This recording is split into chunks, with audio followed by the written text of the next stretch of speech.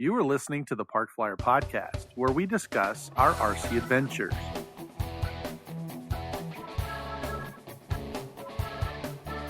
Welcome to the Park Flyer Podcast, where we discuss the ups and downs of the new RC Flyer. Join your hosts, Michael and Jay, as they take flight at the park. Now on with the show. Hey everybody, welcome to the Park Flyer Podcast. I'm Michael from Arizona, and with me always, my good friends, Jay from the hills of Texas.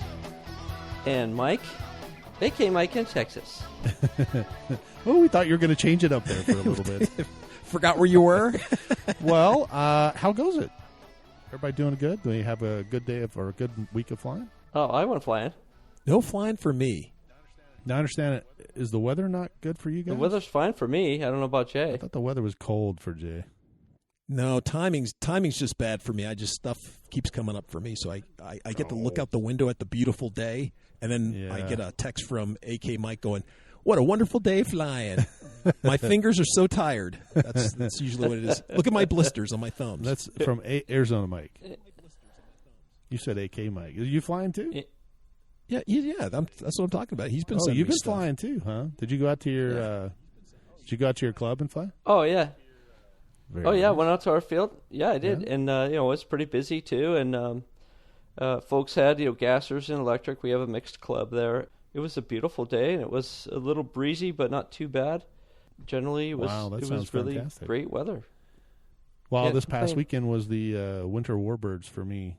So we got to go out and watch a bunch of Warbird type Nice. airplanes flying. Everything from a little EDF F-16. There was a whole gaggle of those out there, all the way to the big Super Reno Racer type P-51 looking things. That was cool.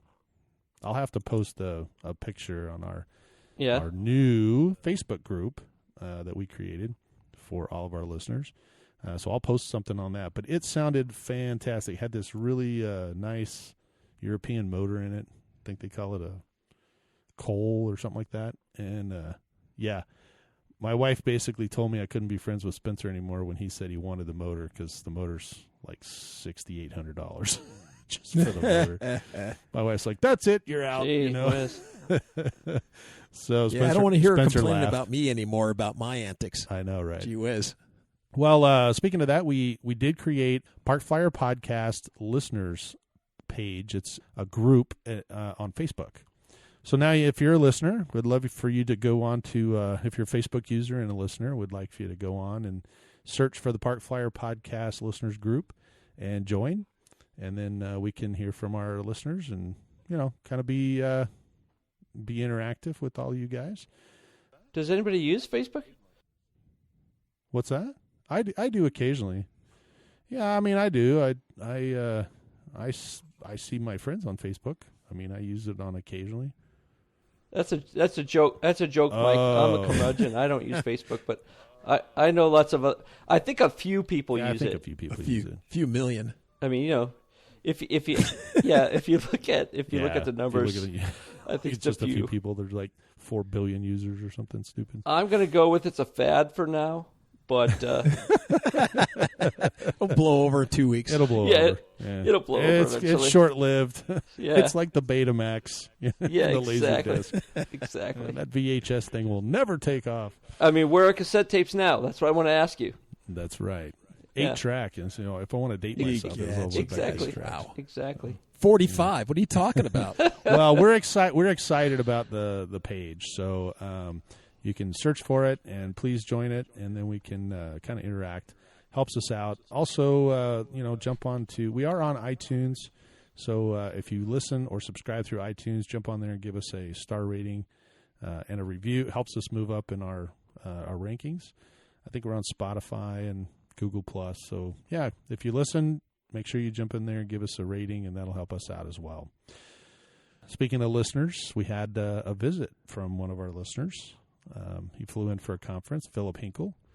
He's from up in Wisconsin, and he was able to fly down to Phoenix. He contacted me and said, "Hey, man, I got a day, and I'd love to come fly."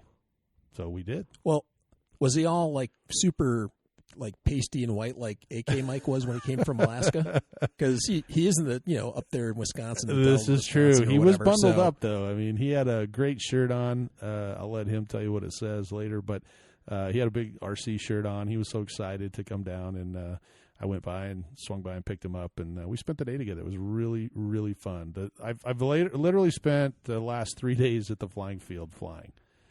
So I have blisters on my thumbs as well. Poor you. It's been, yeah. Oh, man. You guys suck. Well, I'm looking forward to what he has to say about, how he got into the hobby and, sort of his, journey through. Yeah. And I'm really interested to hear what he has to say. He's got a pretty funny story, so I'll let him explain it. But, yeah, I think I pretty much took a lot of the airplanes out, loaded up my trailer. Not everything that I had, but a lot of the good stuff. The gasser was still having problems. That was kind of out. I wanted to fly it. I did fly it this weekend. We flew a great flight with it. It flew beautifully. And then we went back up. I was going to have one of the professional dudes that flies on a world level scale. He flew it. And right in the middle of the flight, the engine quit. Blah, blah, blah, and he dead stick it in.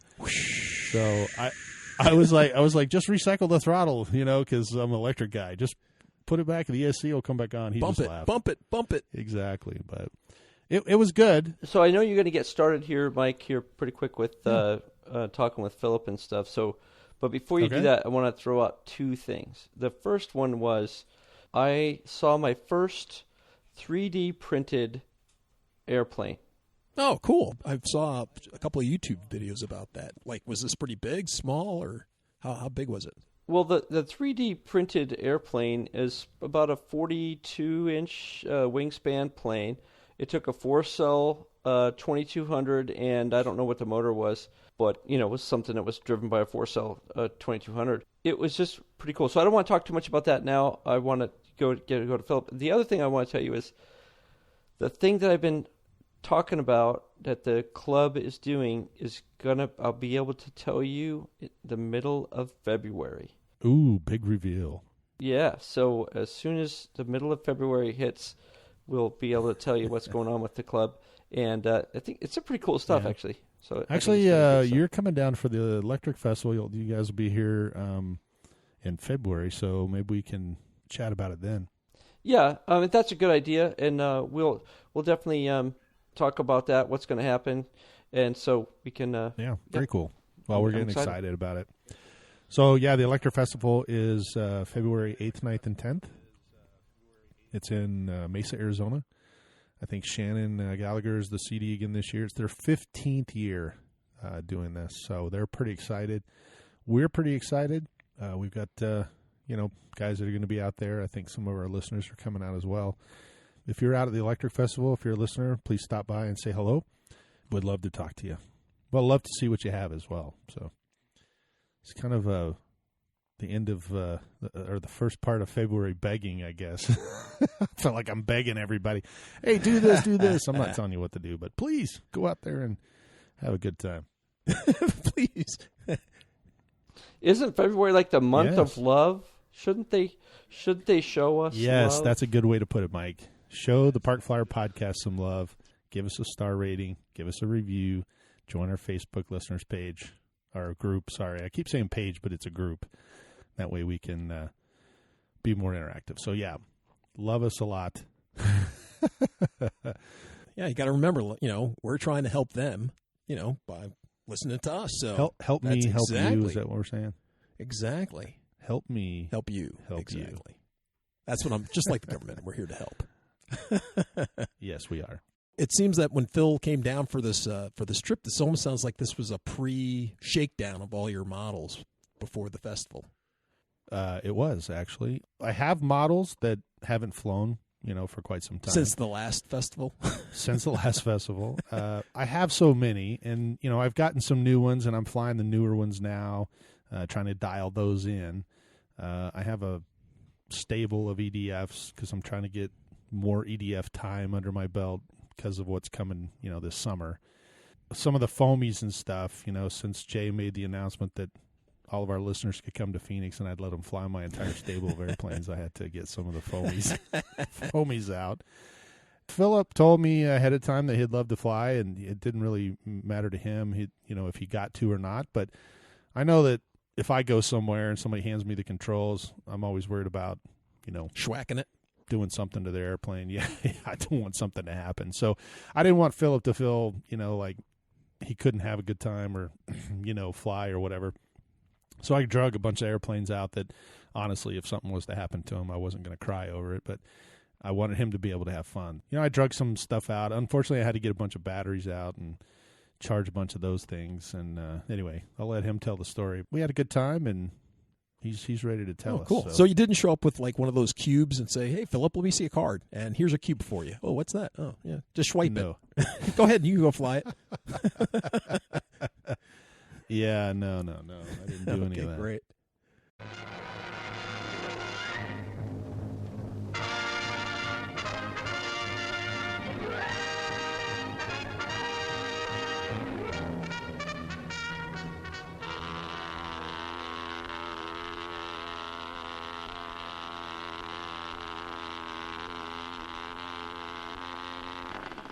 This is Tom, Dick, and Harry.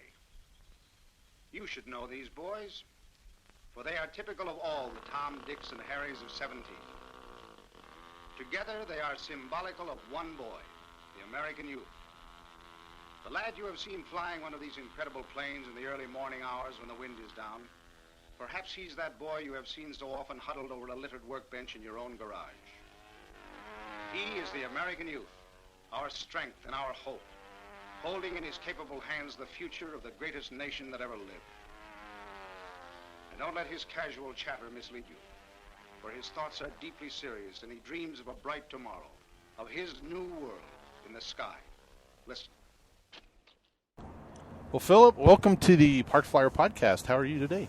I am very good. It's very cold where I live, and it's very warm here, so I am not complaining. Well, that's good.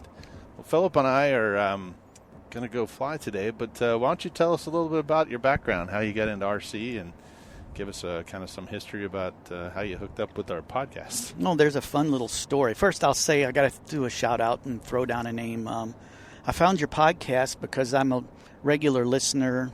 I was a regular listener of the Angle of Attack podcast. I just like RC podcasts. And sure. A friend that I had met when I went to visit family in, believe it or not, Holly Springs. I met him at the flying field that day, and we flew together a little bit. And he told me about the Podflyer podcast, and so I started checking it out. The first couple I listened to, it was like, yeah, I'm okay with it. And the more I listened, the more I started enjoying it. So I've been a good. That. Yep, his name was Nicholas Turner. I don't know that I met Doug Leroy. Yeah, but I did meet Nicholas. He's like one of the leaders in the club there as well. So I've actually flown at their real field, not the one where they have their big festival, but I have flown at their field. It's a nice little place. If you guys get down there, you'll enjoy it. Yeah, I think we're slotted to go down, or at least some of us are slotted to go down for their big Holly Fest. But yeah, Nick Turner is actually we've got to get him on the podcast too. He does some pretty cool stuff with some quads, I think. Yeah, he does a lot of reviews and things like that. And I used to work for a company called Prodrenalin that made software to stabilize action cameras. He was one of my team pilots, so we've built up a good friendship. And I think he had emailed you guys a year or two ago when you were first starting out about maybe doing an episode on flying with cameras and how to get better footage. And, if you guys ever go down that road, I'd be glad to join you and help you out with that, because I've done – that's the reason I got into the RC hobby about 10 or 12 years ago. But my story actually goes way back to the early 80s, or back to my childhood. I was the control line guy in the neighborhood. Anybody that got a plane, nobody could ever make it run. Right. But I knew how.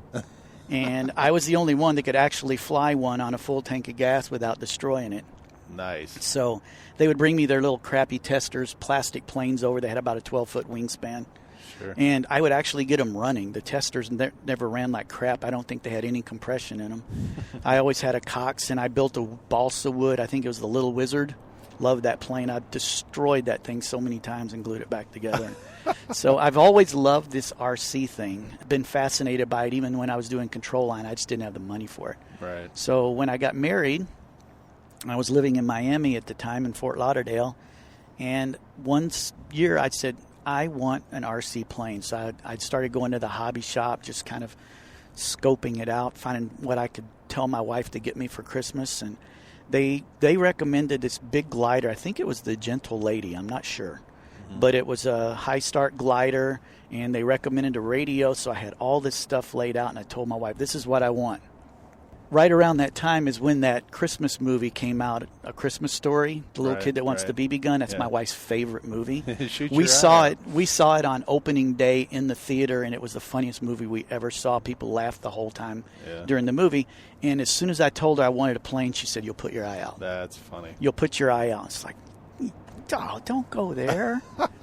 And she kept telling me, "You'll put your eye out." And she had me fully believing there was no way on God's green earth she was going to buy this plane for me. And I said, well, fine, if you don't, I will go buy it after Christmas myself. I'm going to get that plane. And so, like, I'd call all the time, and I'd ask the guys. And so one day, I never put the pieces together. One day I called, and the plane was gone. Oh, no. Well, come Christmas, she put it under the tree, wrapped it, and all these, I got, I think it was an Airtronic 6-channel radio. It was a really nice radio in its day. And so I could grow, and the plane was in a box, and then the high start was in a box. And I had told her, I said, well, if I can't have the plane, I'd really like a nice camera setup, tripod bag, an SLR camera kind of thing. So I see these presents under the tree. I said, yep, there's the camera bag, there's the tripod, and there's the camera. So come Christmas Day, I go to open my present, and the first thing I open is the high start. And she said, your face just lit up. Yeah. Because I knew then what everything was. I was just like a kid in a candy store, just ripping and I'm 20-something years old, and I'm just ripping like I was a 5-year-old. So I got this plane. I spent 3 months building this thing, buying the iron for the monocoat, buying the monocoat, taking it into the hobby shop so the guy could tell me how to make it right. And took me 3 months to build this plane. I still have a picture of it in my desk drawer at work. Wow. With my 80s haircut when I had hair. So I go out and I try and fly it a little bit myself. Didn't really know what I was doing. Hooked it up to a high start, folded the wings up, and went home and fixed it and repaired it. Finally, somebody told me, go to the club down here and get somebody there to help you fly it. So I go down there one day, and it was a little too windy. But one guy managed to get it up a little bit. And then I go back another time. He says, you need some power. They said, well, you can put an 049 on here, the directions said. So I said, well, I got a million 049s laying around from when I was a kid. So I threw one of those on there so I wouldn't have to worry about the high start. Go back to the field, and here's this dude there, an older guy, with a quarter-scale biplane that was just cool as all. And he could fly the wings off of that plane. Right. And I went up to him and told him who I was, and he says, are you in the AMA? You got to have insurance, blah, blah, blah. And it's like, after talking to him a little bit, he said, see this? I got my eye put out by a plane. I said, no freaking way. So I went home and told my wife, I said, yeah, I met a guy who was going to teach me to fly. He had his eye put out by a plane. She goes, see, I told you. Yep. So that's awesome. And then the guy takes my plane off, flies it into the wind, flies it like a quarter scale. It was a glider, and he just kept drifting downwind, and crashed in a tomato patch, and I never found it. No. I hated that guy. Yeah. So he gave me like a .25 engine or something. Said, if you ever find it again, put this on there, and you won't have any problems. Like, screw that. Yeah. A little late now, right? So I said, well, I love RC, so I went to the hobby store and bought a used four-wheel drive, four-wheel steering nitro car. And drove that for a little bit and realized that every time I drove it in the dirt on a baseball field, as much fun as it was, I had to go home and put a new piston in it. Right. Because the air cleaner didn't work. And so I sold that when I traded it in and got a quarter-scale gas car, like a sprint car, and had that until I moved up to Wisconsin. So then I just sold that one time to a lady that I worked with and just walked away from the hobby and said, I got other things. I'd gotten my wife into fishing, so we went fishing all the time, and we went family camp up here, had a campground that we had a camper at, so we were always there. And so the hobby just died. And then a few years ago, when I was in business for myself as a professional videographer, a friend of mine, we decided to start up a company doing corporate video and video projects around Madison. And he knew I liked RC, and I had flown some. And I'd been flying an Air Hog around my house. And he had a little bit of money stashed aside, so we decided we were going to go out and become the first company in the Madison, Wisconsin area to offer aerial videography with an RC plane. Right. And so we ended up finding a guy down in southern Illinois that built turnkey systems. And when he found out we didn't really know how to fly, he sold us, my poor friend, he bankrolled the whole thing. Wow. It was very expensive. A huge flying powered parachute with a camera gimbal, 2 dual radio, one for the parachute and one for the camera. So it was a 2-person deal to fly it, and it would carry a DSLR, had gas struts on it for stabilization. Prop was 18 inches, and it had this huge E-Flight motor about the size of a vegetable can. I think it ran on 10S or something. It was massive. Holy smokes. It was big. We never got it off the ground. Really? All it did was crash and break a $150 servo. Ooh. So in the process of repairing it one day in my living room after we had destroyed it, I was new, didn't know what I was doing, and I powered up while the radio was on. And I cut a 1/4 inch of my finger off. You can see I'm short a finger and have no feeling in it. Oh, no. And somebody told me, oh, you need to call this guy in your town. He's like the guy from our club that teaches people to fly. And so I called him up and told him what was going on. He couldn't even get this thing off the ground. Huh. And it's like a paraglider? It's a powered paramotor okay. with a cage underneath. Right. And there's a special, it's completely different than flying a plane. I guess what you're supposed to do is you get a tiny little bit of wind, you get the sail to stand up, and you gun it full blast to pop the sail up. Right. And then it will fly. But if you don't get that sail straight up, it becomes a parachute and drags you down. Right. And that's what was happening to us. We just couldn't get it right. So my friend said, you need to learn to fly a plane. So he gave me this really old little balsa and foam Dragonfly, I think it was called, little 2-cell electric plane. And I had gotten a flight simulator trying to learn. He took me out a couple of times. We didn't have the stuff to buddy box, but he took it up and flew around a little bit and said, here, try it. And so I had done simulator with a little bit on planes. So by the end of the day, I was flying figure 8s around the field. He said, you're doing really good, but I was scared to land. And so a couple of times later, I bought the plane from him. And a couple trips out to the field later, I'm taking off and landing by myself. And as soon as I could do it, I had a little crappy digital camera. I rubber banded that thing on the bottom and started flying around with a camera. Oh, very nice. So that was the start of the endless money pit of RC. It is a money pit. And that was probably 12, 13 years ago, I think. So wow. That's my story, how I got here. It's crazy. Yeah. I met a guy that put his eye out, and I cut a finger off. So yeah, and that's just in the first part, right? So you've got plenty more to figure out how to do. One of the next things I did once I really learned to fly was I was on the RC Groups forums in the aerial photography video, and there was a guy there. His nickname was Power. Mike Evans was his real name, and he was designing these amazing beaded foam planes that could carry a pound of camera around, and they were 3-channel with dihedral and super easy, super simple, super stable. And I ended up getting to buy one of his prototypes. We drove to Minnesota and picked it up, and I just recently sold that to the guy that taught me to fly so him and his son could learn FPV. Oh, look at that. And that was a great plane, but it was so big, I had to buy a car that it would fit in because it had an 80-inch wing on it. So every time I bought a car, I had to measure where I could put the wing and make sure it would fit. So it was a beautiful flying plane, and literally, even carrying a pound camera, it would fly just above walking speed. It was just an amazing, beautiful plane. Now, is that mostly what you do is FPV, or? No, I've done a little bit of everything. I was slow to get on the FPV bandwagon. I was afraid.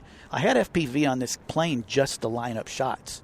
I was afraid to commit to flying that way. And one day I was out flying with the guy who gave me my first plane. I said, Clayton, I said, I'm going to learn FPV. I said, you spot for me. I'm not taking my eyes off my screen. And I did a full flight, flew around the field a few times and landed, and then I knew I could do it, and then it was easy. But for people that are trying FPV but you're afraid to take your eyes off the monitor, I tell people you just got to force yourself to do it. Commit, and once you've done it once, it's super easy to do. Yeah. So I did that, got into the quads for a while, and I finally sold all those off. But I just like flying, and the quads were too stressful and too noisy and too much adrenaline, and I'm getting old. A lot of repairs too. I know the guys that I fly with on Tuesday mornings usually are always repairing their quads from one break or another. Yeah, well, I'm always repairing my planes, but they're foam and they're pretty easy. You don't have to resolder and buy new ESCs and stuff like that. So yeah. You're not buying a big carbon fiber frame either. Yeah, I just recently sold off my race quad because I just figured if I'm going to go back down that road, the technology is going to be so far along, I may as well start new. Sure.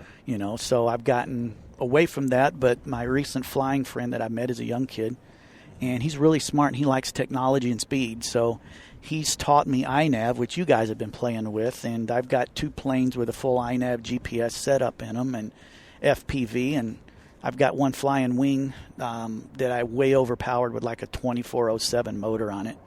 And I've hit 108 on the GPS speed with that in my goggles. So that's my FPV plane, and I have a Sky Surfer set up with GPS and FPV. So those are my 2 exploring planes, and I really want to be a pilot, but I don't have the money, so this is as close as I'm going to get. So that's kind of my justification. But right now I'm on a Warbird kick, so I don't even fly FPV much anymore. So what kind of Warbirds do you have?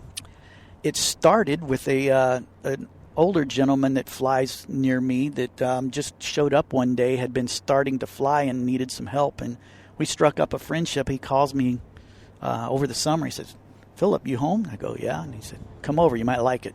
And he's got a garage full of the most gorgeous stuff. He doesn't repair planes, he just replaces them. Right. And it's just so many cool things. Most of the planes are beyond his ability still. But I go over there, and they're sitting in the middle of the garage is a Flightline F1 FW190. And it's like, that's pretty cool. He says, "You want that plane?" He said, "It's too squirrely for me."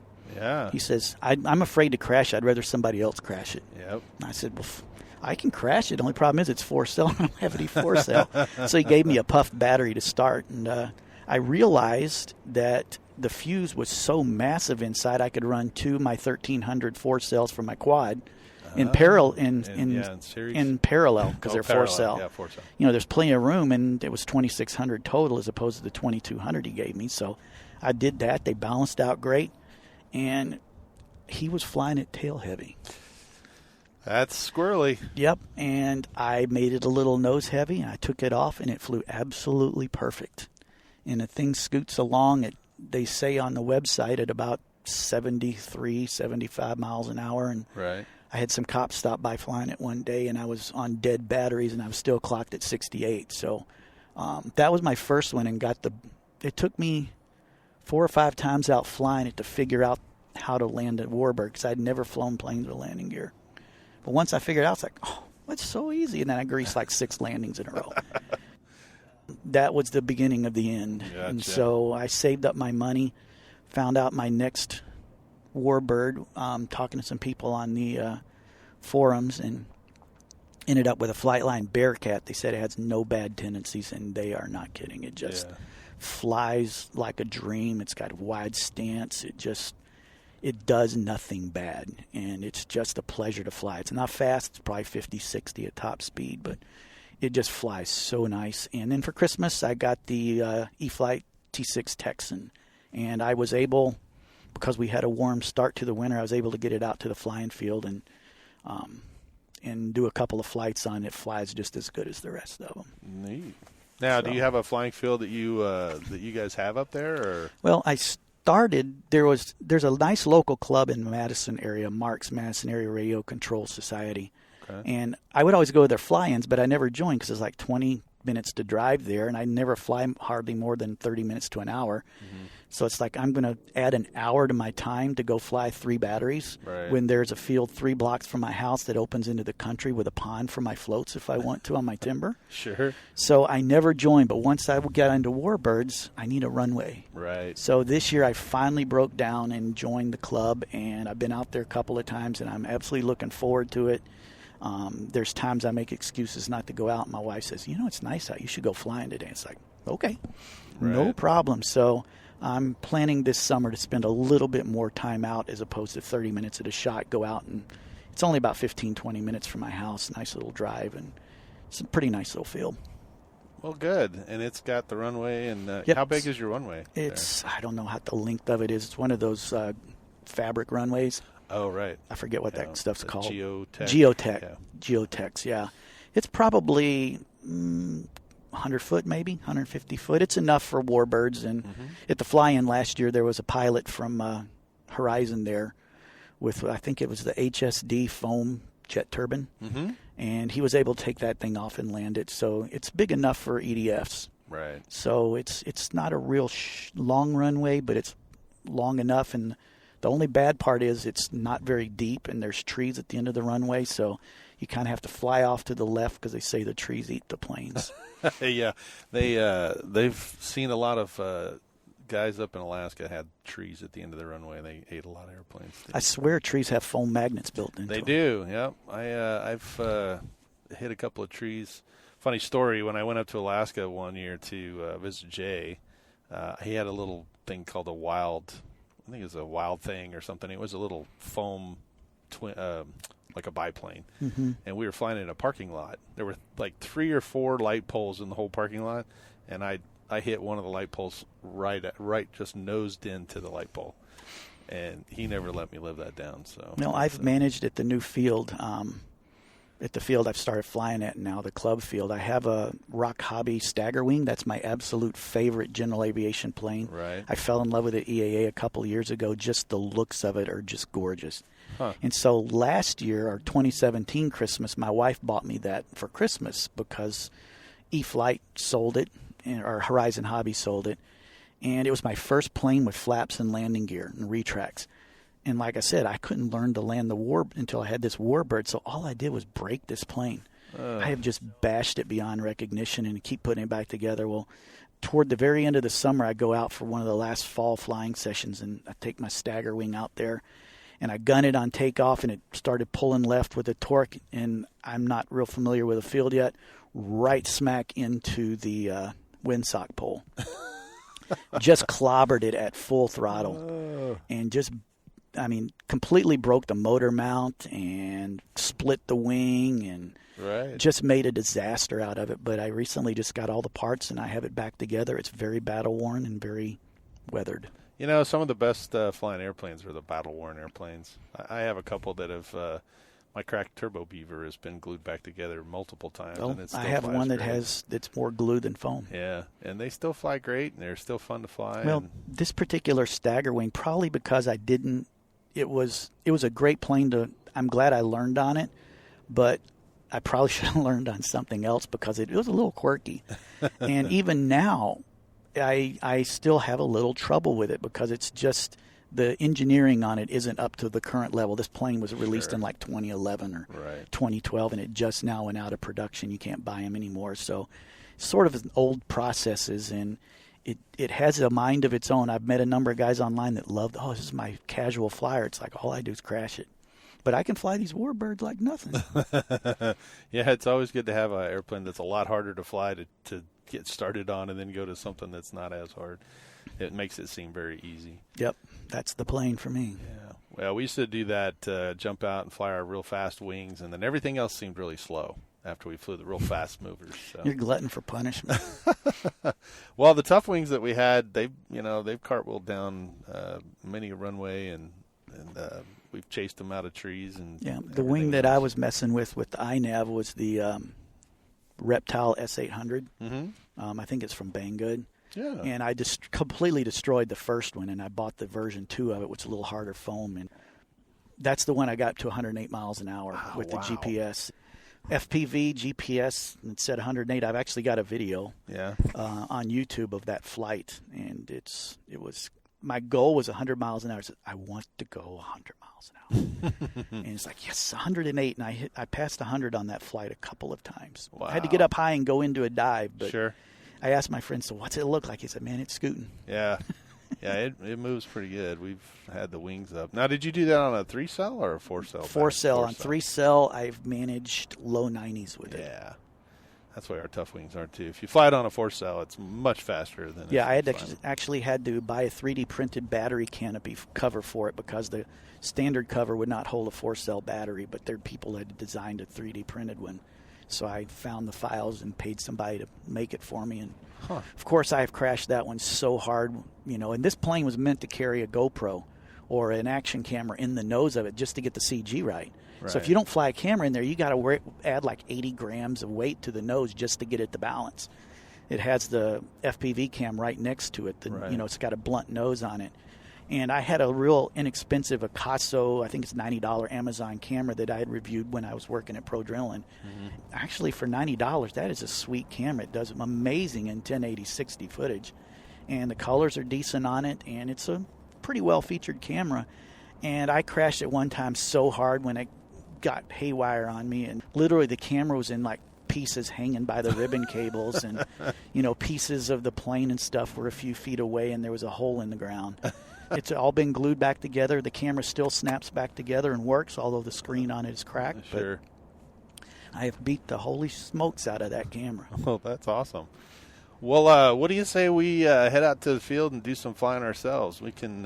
I've got itchy thumbs. Yeah, we'll head out to Sun Valley Fires. We've got a pretty nice runway out there, and I think there'll be some guys that have some pretty nice equipment. Well, I brought my camera along, doing some vlogging on my trip for my conference that I'm here in town for. So, done a little vlogging there. I'm hoping when I get home to put a video together of that plus the flying. Yeah, so, we'd love to see that. I'll get you a link to it when I'm done, so you can post it up. But I'm hoping somebody does some fun things for the video. If not, maybe I can do some bad things and you get it on video. Everybody wants to crash for the video.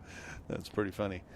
Well, let's head out to the field, and we'll join the podcast after our day's done. How's that? Sounds like a plan to me. All right. We'll be right back.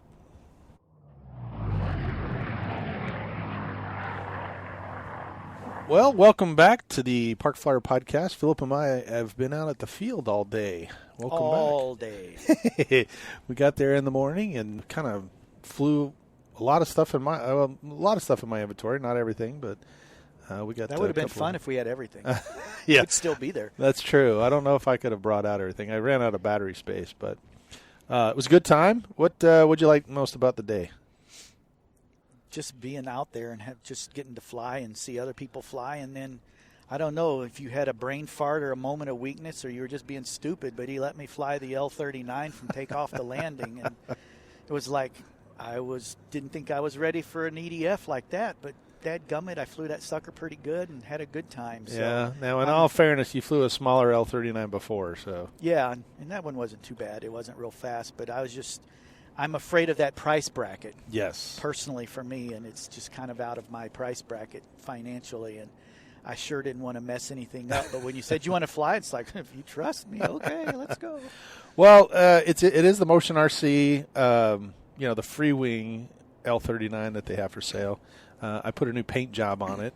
We posted on our new page, I think it's a fan page that we have on Facebook.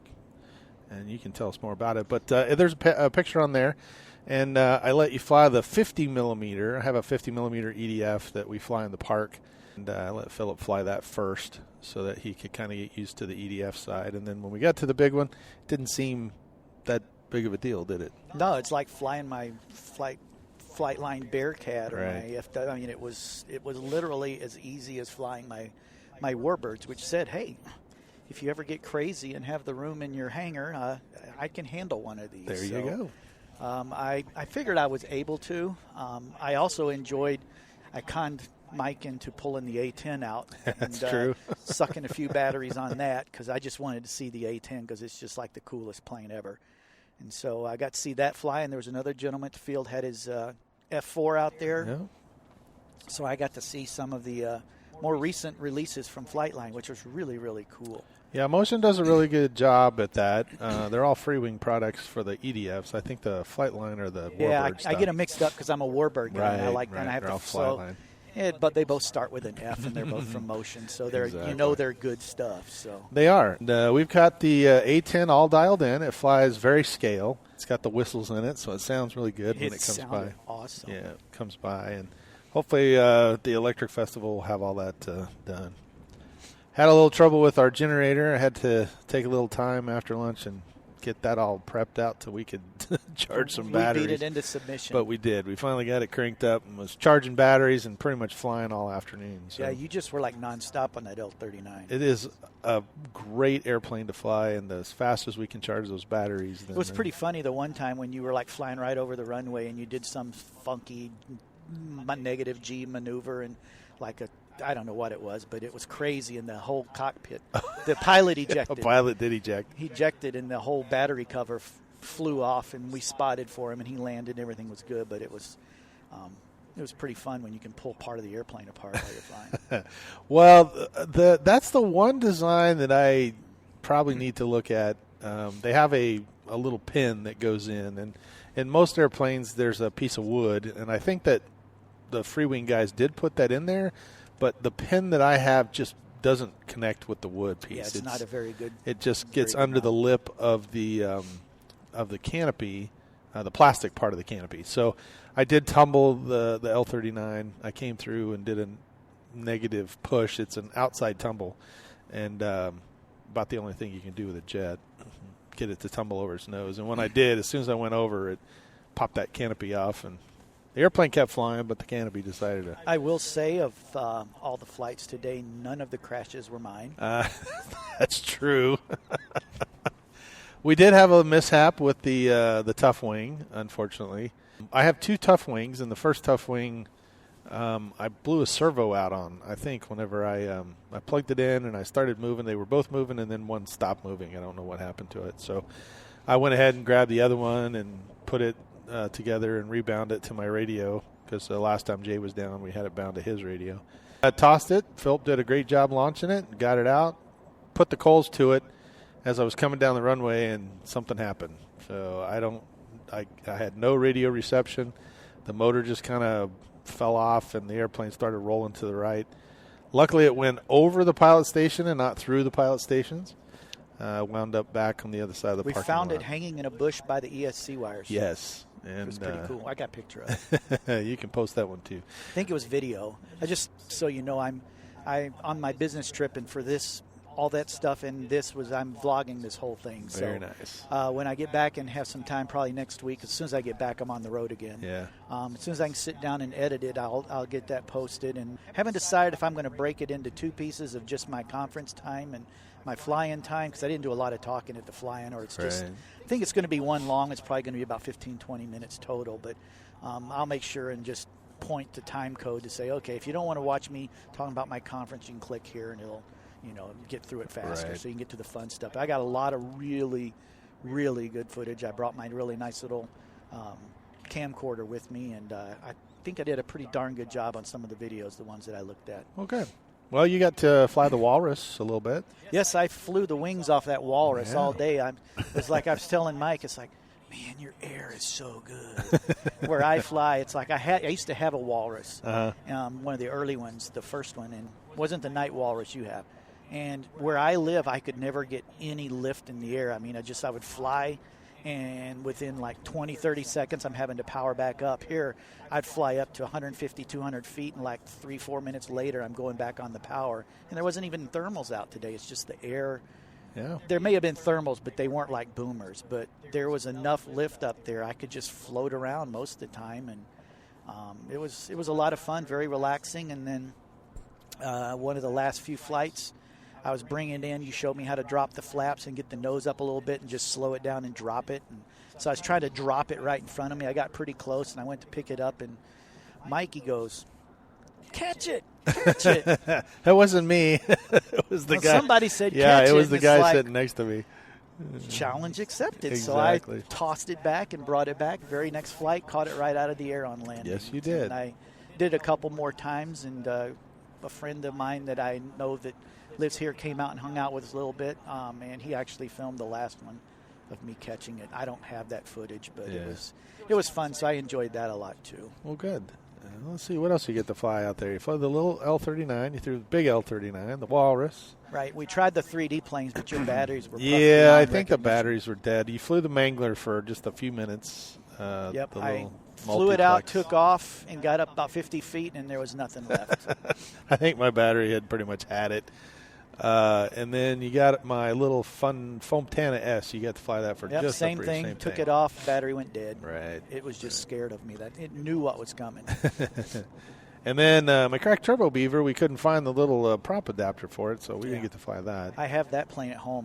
That would have been a fun one to fly out there. So. Yeah, those are fun when there's a little bit of a wind. You can just kind of hover them in the wind.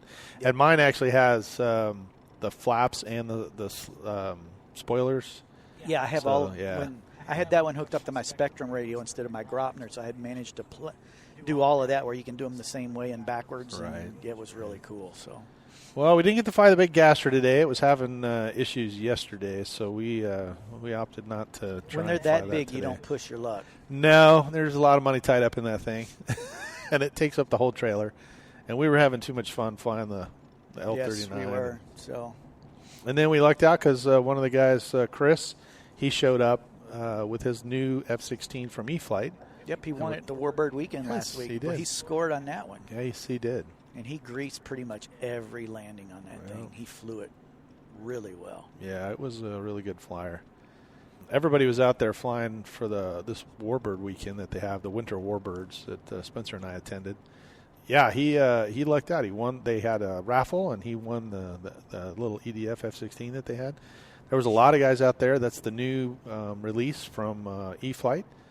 And evidently it flies real well. People really like it. Flight, you'd never know it was a maiden. The only thing he told me was he took off and he had the safe on. He couldn't get it to bank, so he flipped it off and it just like flipped over real quick. Right. And I remember in his flight when he kicked it real hard to get the control back and he figured it out. But it flew like it was on a train track. I mean, it carried the mail. It hauled the mail. That's for sure. It did. Man, that thing was fast. Yeah. I tried to keep up with him in the L-39. He got a little bit of a jump on me, but as we did the low passes, I think I was... Yeah, you came ripping through there pretty good. I was right on his tail, so that was pretty good. That was pretty nice. Which is not bad for a couple of 80-millimeter EDFs. Yeah. They worked out real well. Well, when you flew the L-39, what did you... my L-39 has a Bavarian Cortex in it. What did you think of that? Well... I don't know because I don't know what it was like without it, but it sure flew nice. Yeah, you told me you the first time you took it off because that's kind of the scary part with an EDF. And got it up, you slowed it down a little bit, passed the radio over, and I just flew around at cruise throttle. I didn't do any ripping with it because I was too scared to do that. But just flying it around, and then you reached over and popped the flaps down and told me exactly how to slow it down, and I was able to just float it across the field and pull the flaps up, circled around, and he said, why don't you go ahead and land it? You did okay with the flaps. And I just came in. I wasn't in the center of the runway, but dadgummit, there was no bounce. I greased that sucker. You greased it right on. It was a good job. And then the next time you let me flew it a few more times, and he says, you want to fly the L-39? It's like, if you trust me, it's your plane, man. I'll be more than happy to give it a whirl. And he handed me the radio, and I took it off straight as an arrow down the runway and did a perfect takeoff and popped the gear up and circled around, flew about 3 minutes and came down and had a little bit of a bounce on that landing. I can't say I greased it, but it wasn't. It was bad, sure though. a lot of fun. It was probably the highlight of my trip. Well, good. I'm glad we did have a good time. It was burned through a lot of batteries. I think let's say I had 5 batteries and we flew at least 3 times, right? So we had about 15 flights on that. You chewed up a lot of electrons I did. today in them 6S5000s. Yeah. We pumped a lot of energy through them, that's for sure. Yeah, his generator was screaming. Yes, and he only had one charger hooked up. Yep, that's true too. That sucker was making some noise. Yeah. Hey, you mentioned the Facebook thing a minute ago. Yeah, why don't you helped us set something up, so why don't you give us a I'm a little bit up. of a nerd, and I probably spend way more time than I should on Facebook, so I know a little bit about it. And you guys have a Facebook page, right? Which is good for you to get your information out to people. But I posted a few pictures on, made a few posts on your page, and really the only people that can see it easily are you guys that run the page. Right. The page is meant for a business or a group just to get news out and to get word out. But you said you were trying to find a way to get the podcast to get more followers and get more engagement, more people participating. And the Facebook group is what I'm big on. I belong to a number of Facebook groups or fan groups from other places like Flight Test, Angle of Attack, E-Flight, Motion RC fan page or fan group. So I, right there at the field, whipped my phone out and I create a Park Flyer Podcast fan page group. So if you go to groups in Facebook and search for Park Flyer Podcast fan page, then you can request to join their Facebook group. It's not a page, it's a group. Right. You have to answer a question to make sure you're not a robot and some spammer. And if you come in and spam, we'll kick your you-know-what out. And it's a way, if you've been on any of the other kind of groups, and if you participate in the stuff like I do because I'm an RC addict, Right. you know how these work. And it's more of a place for the people that are your fans, the people that follow the podcast, to get together and talk shop. Maybe we talk about what you guys talked about, or we share anything RC related that you think the host or other people that listen to the podcast would want to see. You can post pictures there, you can post videos there, and it's a way to build a community around the Park Flyer podcast, which I think is what you're trying to do. Yeah, and I love think that. it does it a much better way than the page, because I can't go to the page and post something and 5 of my friends or 5 other people who are listeners easily see what I did and then like it or respond to it or whatever. So if you search for the Park Flyer Podcast fan page in your groups, not your page, I know it says page, but Right. go to groups and do that. Request to join. I think Mike added a few people already. Sure. Once you're there, you'll see the picture we took of us with the L-39 before we flew it one time, and that's our first page. We still got to get a graphic on there, and I'm going to help them with the moderation and administration of it. So I'll be a little bit active involved in that, at least until they're comfortable with it and up and running. So I've done this with a few others, and I created one group of old guys that like to fly drones, and I've kind of stepped away from that, but last I checked it was pushing 3,000 members. Wow. So well, we're excited about that. Let's get you to 300 members, and let's get us something. They got a hangars full of planes, people. Maybe they can find one that's still kind of flyable and have a contest or something. When we get to this many members, we could do that. That's a great way to have a contest, and right. because it forces people to.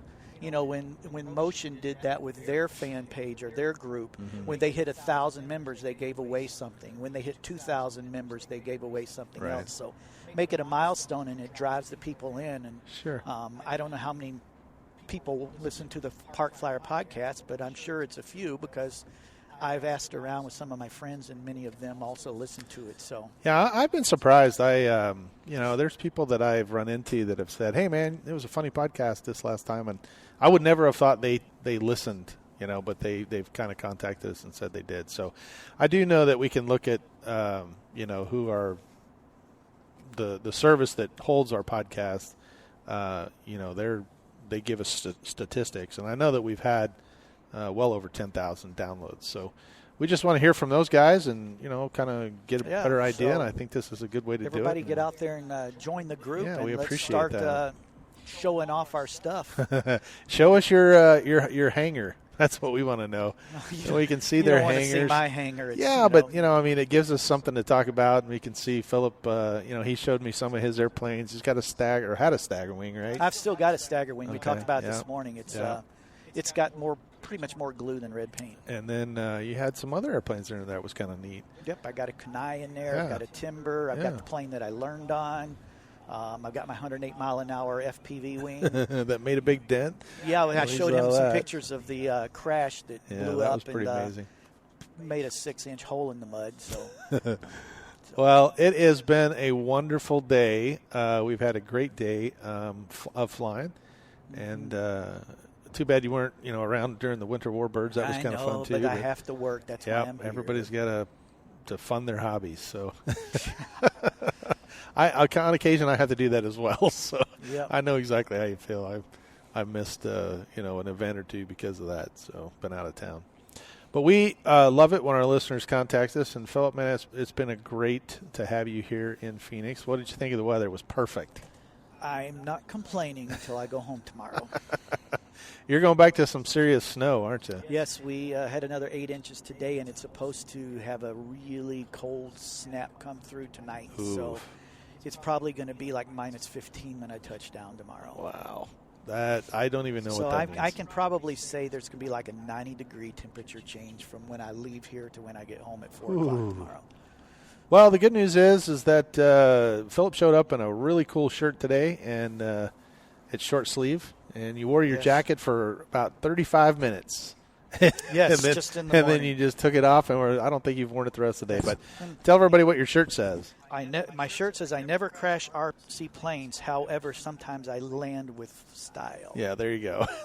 Land with style. It was a Christmas present. Amazon's a wonderful thing. There you go. Love Amazon.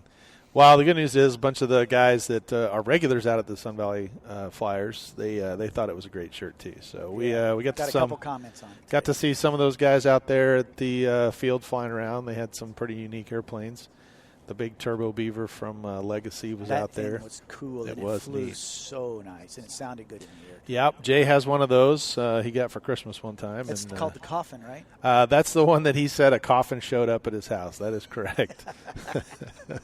So, but we've flown it before, and it's actually a really, really fun airplane. It floats around. It flies like a big Turbo Beaver. It slows itself down, but it'll do some of the amazing things that this guy was doing. Yeah, with he it took today. off today across the runway, not down the runway. He took off across the runway and went straight vertical about 100 feet.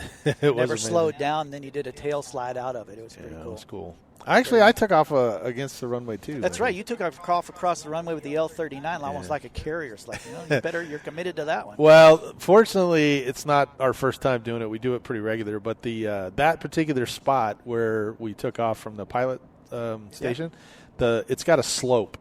Okay. So even when you come off the runway, the dirt slopes away from the runway. So the airplane is actually flying, and you put a little bit of flaps in there, and it just hangs right in the ground effect until you get going. So it was pretty cool. Spencer does it pretty much every time. He's got it down to where he knows exactly where to go. He just shows off. But anyway, Spencer's good at it, and we did some low passes today and had a good time. So we really, really appreciate you contacting us, and I love the fact that you were able to come down and the fact that you're helping us with our pages, our fan page, I guess, or the group is going to be Facebook group.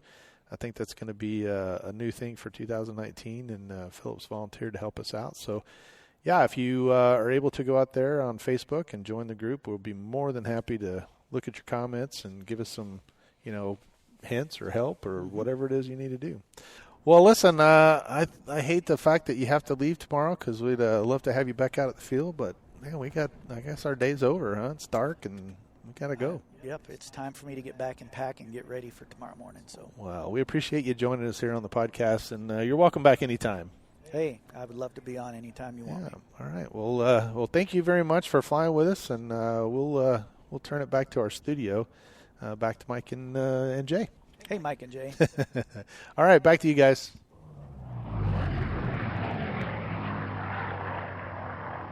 Mike, sounds like you guys had a fantastic time, but man, I'm pissed. How long have I known you? I'll hold him back, Mike. 30 plus years. Dude, I come out and see you for a week, and I did not get a chance to fly as much as you guys did in one day. Especially, holy crap! Especially the jets. Yeah, well, but I didn't have all those jets when Jay was here last. So I mean, it's true. How many batteries did you guys fly? Of like 5,000? I mean, 6 cells? Yeah. Holy crap. Yeah, okay, so, I told her, I told you guys I brought the generator out and I was having issues with it, and I finally got it fixed. So thanks to Spencer, he's listening, so appreciate it, Spencer, but he kind of schooled me on how to charge the batteries at a accelerated rate. So normally it takes, 25, 30 minutes or hour to charge the 5-cell batteries. I can literally charge 4 of them in about 15, 20 minutes. So I've been charging those at 40 amps because my little Cell Pro will do it. And so I can literally fly 3 batteries and charge 3 batteries. And by the time I'm done flying, I'm back on the charger. So it's just a consistent swap over. So now that I understand that, when you come down, we can fly all day, literally. So and if Spencer's there, he's got a charger too. So now that I've got the big generator kind of rolling around with me and I got it cranked, it's going to be easier for us. So, yeah, we'll be able to fly as much as you want to fly next time you're down. Okay. But yeah, no reason to be pissed. When you come down, we'll have plenty of stuff to fly. Plenty of stuff. All right, you're forgiven. See how easy that was, Mike? Okay, let him go. So, I know, right? Well, we really appreciate Philip coming in, and he had great stories. We had a good time. It was really fun, and it was kind of sad to see him go. It was good to get to know him. So, I think he's going to help us out a little bit with our page. We put him as a moderator on our listeners group, so he can help out there. And I think we're going to have him on the podcast once or twice this year too. I think so. He's volunteered to be a co-host at some point. Yeah, that's great. We appreciate all his patronage and the fact that he listens. So yeah, it was exciting. Unfortunately for him, he is back up in winter wonderland. He sent me a photo when he got home that basically his front yard was covered in snow. So I was like, oh man, I was running around in shorts and a t-shirt again. Okay, now I'm pissed. But what? Why is that? What happened? Well, he used our travel budget, didn't he? He did. He used up the entire Jesus. travel budget. So. All right, well. No, he asked me that. He asked me that when he came down. He goes, "Hey, when I came down here, I didn't use up the rest of the travel budget." I said, "Absolutely, you used it all." I said, "It's hard not to use it when it's zero." Luckily, though, I think his company covered it. Oh, well, so I just want to say one thing before we cut out here, and that is that 3D printed plane was freaking cool. Yeah. So go ahead. I was going to say the guy 3D printed the whole airplane. Right? Yeah. It was. I think it was about 3 pounds. I think is what he said. Yeah. Holy smokes! That must have taken like a week. The wattage of the motor was 350. So it didn't have. It wasn't like super whammy strong plane or whatever in the air. Right. But it was very cool. Dave McKenzie's the guy who built it.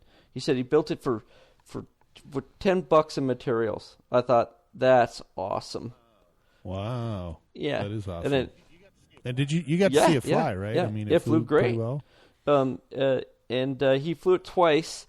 He flew it once, and as you know, just like anything that you work a long time on, he landed, and he was like, "Holy crap! I'm so nervous," because who wouldn't be, right? After spending all that time, because he said, he had to rebuild some of the parts a bunch of times because he was still learning how to do the proper settings for his printer, and so he put it down, and he was like, "I'm not going to fly it anymore. I'm going to do other stuff," and so he did. He's like, "I'm not going to fly it today, Mike." I was like, "Okay, dude, whatever you do, I think you should fly it personally, but that's because I want to see it fly again. I loved watching it, whatever." And he was like, "No, I don't want to do it." And then, then the wind started calming down. Don't do it. Then the wind started calming down, and I thought if Jay was here, he'd be flying it again because Jay would talk him right into it. But the wind started calming down, and he talked himself into it, and so he flew it one more time. Well, there you go. And his second landing was as good. He ran off the runway, and it got caught in the grass, so it basically detached one of the glue joints when he landed. And so we talked about different strategies to possibly making it stronger and ways to make it so that it would fit better. And so he's going to try some ideas. But it was very, very cool. Very cool. Huh. So, well, there was a guy at our club, too, that had 3 3D printed airplanes. And those were pretty cool, too. He printed out the whole airplane. AK Mike, did you get a chance to talk to him about just the basic assembly? Because, once again, we're dealing usually for our stuff, foam, balsa, maybe some metal here and there, but not a plastic printed plane. So it's like super glued together? Is it hot glued? I have no idea how you put one of those things together. Yeah, you just use regular super glue or CA is what he used, and you print sections. The plane prints out sections because those 3D printers don't have very big spaces to print, and so he just printed out the sections that he needed to print out. And I guess he bought the plans on some online thing. I don't really know the name of it and whatnot, but and then he just used that and got the STL files and then used that and printed the parts. And that's it. It could have been like Thingiverse or something like that. There's plenty of stuff that's out there. Yeah, I think there's. And it had to be assembled in a certain way too because of that. But Right. Well, because they can only, the Platons are smaller, and it builds up. So it builds from the ground up. It doesn't do it linear because it has to do the internal stuff too. So when you build a section of the wing, you're actually building the side of the wing, and then you're building it tall, like a tall building. Yeah, it's pretty cool. What were you saying, Jay? Oh, I was ready to say, it's cool that the plane only cost $10 and everything, but one of the bad parts that people don't realize with the 3D printers, even though they're very cool and are becoming more, what's the word I'm looking for? Prevalent? Nowadays, is that it prevalent. takes a little while to print. Not prevalent. Yeah, it takes a little while to print these things. So, how long did it take to print this plane out? I think I was talking to him, and there was another guy named Ben who printed one too. It was about 60 to 150 print hours.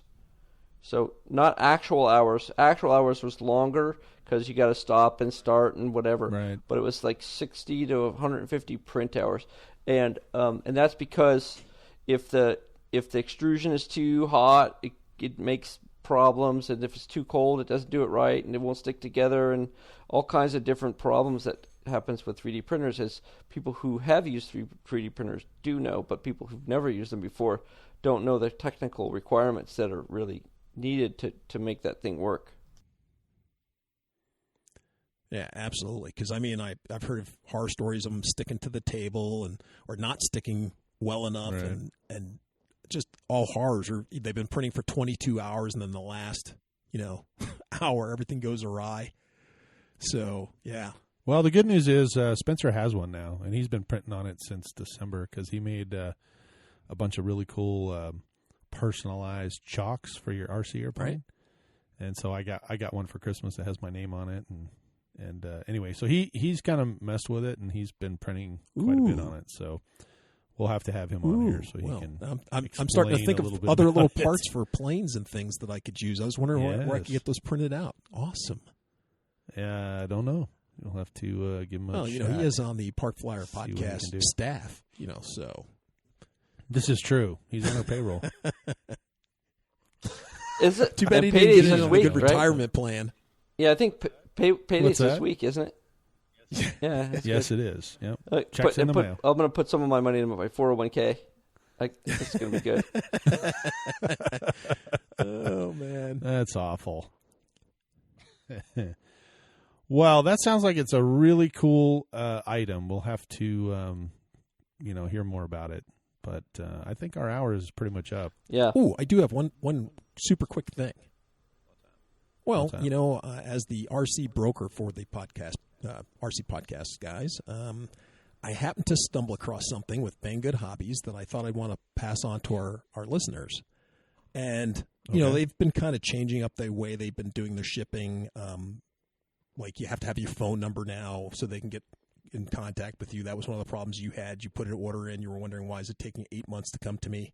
And you had to put your phone number in. Yep. Okay. So one of the other things they've added or kind of linked in there with when you go to order something, it automatically kind of checks a box that says for insurance. And if you hit the little question mark, it says, if you order this thing without insurance, you may not, we will not refund your money, or you may not get your money back. It may cause a delay in having us, send you a replacement, et cetera, et cetera, et cetera. They make it sound that if you don't check the box and if it gets lost, you're out of luck. Well, so people are checking it. It's not like it's a lot of money. Usually it's anywhere from, I don't know, it depends on how much you order, So if it's under $100, it's like $1 or $2. Over that, it's a couple of bucks. So it doesn't sound like a lot, but as it turns out, since most people are using PayPal or some form of PayPal when they make their orders, well, PayPal automatically covers you for losses. So all you have to do is file a claim against PayPal, and they'll pay you. So as I kind of researched around, it turns out that it's just, an extra way of them making, an extra $1 or $2 times, a million or two. That adds up pretty quick. It does add up quick. So, by the way, it's February, first week in February here, and I'm still waiting on my control horns. I don't know what it is with those, but I'll look into it, Mike. Okay. Hopefully we can get you some. Well, the good news is our listeners group. You can now put all of your RC broker stuff in there, and it'll go to all our listeners who are signed up to do that.